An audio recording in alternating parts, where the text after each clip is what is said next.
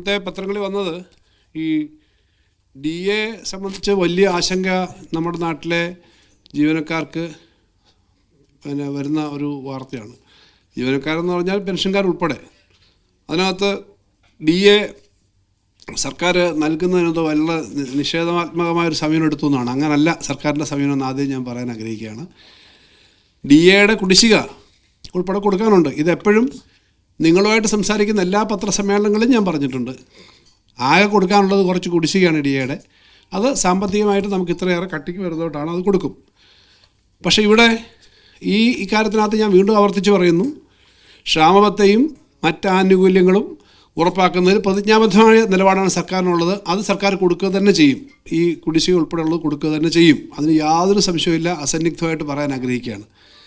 പക്ഷേ ഇവിടെ ഈ കോടതി വന്നതിൻ്റെ ഭാഗമായിട്ട് ഇത്തരൊരു കാര്യം വരുമ്പോൾ നമുക്ക് സംസ്ഥാനത്തിന് ഏകദേശം 2 ലക്ഷത്തോളം കോടി രൂപയുടെ വരുമാന സ്രോതസ്സുകൾ ഈ ഘട്ടത്തിൽ അടഞ്ഞു പോയിട്ടുണ്ട്. 2 ലക്ഷം കോടി എന്ന് പറഞ്ഞാൽ ബോറോയിങ് മാത്രം 1,25,000 കോടിയുടെയാണ് വെട്ടിക്കുറച്ചത്.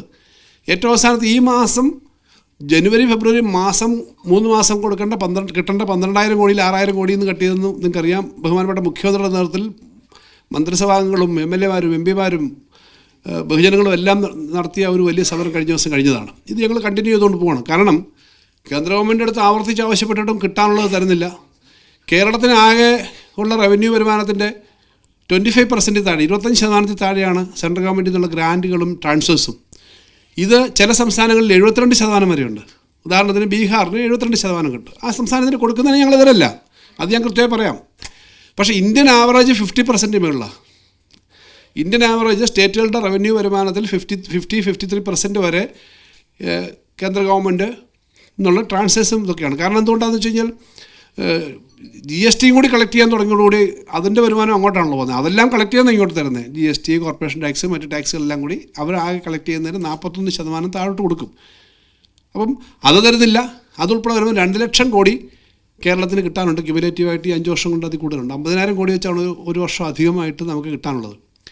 അപ്പോൾ അങ്ങനെ കിട്ടാതിരിക്കുമ്പം കോടതിയിൽ പോയിട്ട് ഈ കേസ് പറയുമ്പം റിട്ട് അനുസരിച്ചൊരു റിട്ട് വഴിയാണ് യൂണിവേഴ്സിറ്റിയിൽ ഒരു സംഘടന പോകുന്നത്. അവർ സംഘടന പോയിട്ട് ഞങ്ങൾക്കിത് വേണം. അപ്പോൾ സാധാരണ ഇത്തരം റിട്ടൊക്കെ പോകുമ്പോൾ അതൊരു അവകാശമായിട്ട് അങ്ങ് പ്രഖ്യാപിക്കാനുള്ള വാദമാണല്ലോ അവർ നടത്തുക. അപ്പോൾ ഗവൺമെൻറ് ഭാഗം പറയേണ്ടി വരും. ഞങ്ങൾ പറഞ്ഞ ഇതിനകത്ത് പ്രധാനപ്പെട്ട കണ്ടീഷൻ എന്താ? ഇന്ത്യയിൽ ആദ്യമായിട്ടൊരു ഗവൺമെൻറ് ഒറിജിനൽ സ്യൂട്ട് 2024 OS 1/2024 അനുസരിച്ച് നമ്മൾ സുപ്രീം കോടതി ഞങ്ങൾ പറഞ്ഞിട്ടുണ്ട് ഞങ്ങൾക്ക് കോൺസ്റ്റിറ്റ്യൂഷണലായിട്ടുള്ള നമുക്ക് ഈ ഭരണഘടനാപരമായി കിട്ടേണ്ട അവകാശങ്ങളുണ്ട്, അഡ്മിനിസ്ട്രേറ്റീവായ അവകാശങ്ങളുണ്ട്. ഇത് സംബന്ധിച്ച് സുപ്രീം കോടതി കേസ് നടന്നു നിങ്ങൾക്കറിയാം. ഇൻ്ററിം ഓർഡർ വഴി കുറച്ച് പണം കിട്ടി. ആ ഇൻ്ററിം ഓർഡർ കഴിഞ്ഞതിന് ശേഷം സുപ്രീം കോടതി തന്നെ പറഞ്ഞു, ബഹുമാനപ്പെട്ട സുപ്രീം കോടതിക്ക് ബോധ്യപ്പെട്ടു ഇതിനകത്തൊരു ഗ്രൗണ്ട് ഉണ്ട്, അതുകൊണ്ട് അതൊരു കോൺസ്റ്റിറ്റ്യൂഷൻ ബെഞ്ച് രൂപീകരിച്ചിട്ടുണ്ട്. ആ കോൺസ്റ്റിറ്റ്യൂഷൻ ബെഞ്ചിലാണ് ഇപ്പോൾ പെൻഡിംഗ് ആണ്. കോൺസ്റ്റിറ്റ്യൂഷൻ ബെഞ്ച് കേട്ട് കഴിഞ്ഞാൽ ഞങ്ങൾക്ക് ഇതിനകത്ത് നല്ലൊരു ഭാഗം പണം കിട്ടുമെന്നാണ് ഞങ്ങൾ വിശ്വസിക്കുന്നത്.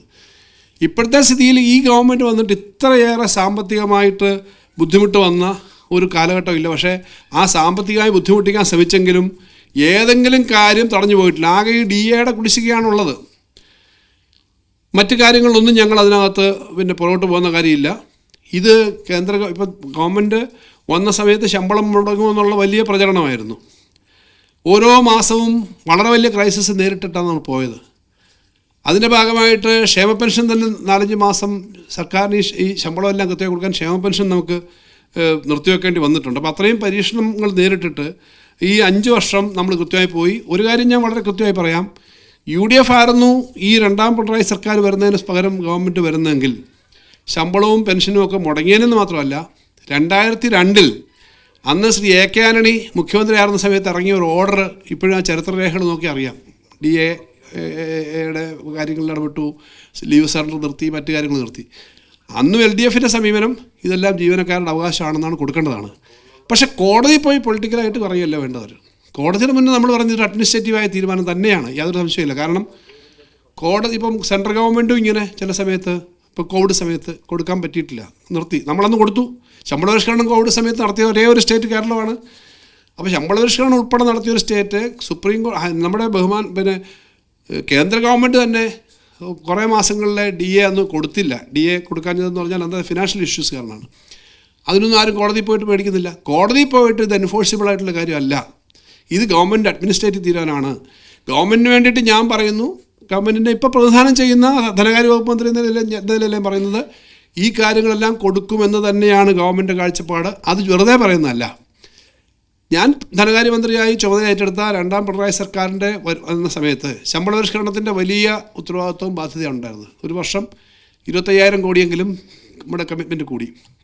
കൊടുക്കാനുണ്ടായിരുന്ന കുടിശ്ശിക നേരത്തെയുള്ള 2-3 ഗഡുക്കൾ കൊടുക്കാനുള്ള DAയുടെ കുടിശ്ശിക ഉണ്ടായിരുന്നു.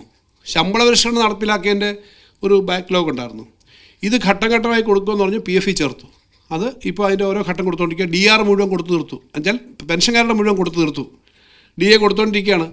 അപ്പോൾ അങ്ങനെ കൊടുക്കില്ല എന്നൊരു ധാരണയില്ല. ഇതിനകത്ത് തെറ്റിദ്ധാരണാജനകമായൊരു വാർത്ത വന്നതുകൊണ്ടാണ് അത് അങ്ങനെ ഇൻ്റർപ്രറ്റ് ചെയ്യേണ്ട കാര്യമില്ല. ഗവൺമെൻറ് അത് കൊടുക്കും. പക്ഷേ ഈയൊരു സമീപനം കോടതിയിൽ പോയിട്ട് ഇങ്ങനെ പറഞ്ഞ് ഒരു വാർത്ത ഉണ്ടാക്കാൻ വേണ്ടി അവർ ശ്രമിക്കുന്നതല്ല വേണ്ടത്. എന്തായാലും അതിനകത്ത് സംശയമില്ല.